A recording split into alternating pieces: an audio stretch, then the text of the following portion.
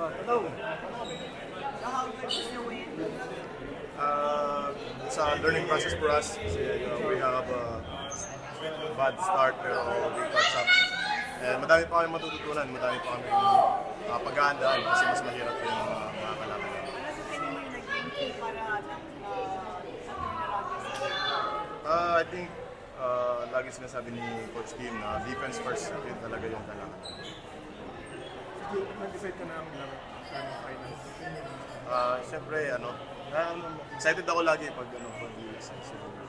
and sinabihan ako ni Boss Alga mag-practice. And yun, siyempre, isang karangalan naman laro ngayong araw and sa mga susunod na games.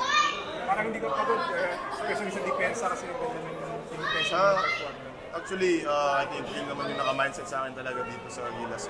Play defense, I don't need to score basta maka-defense ako ng maayos.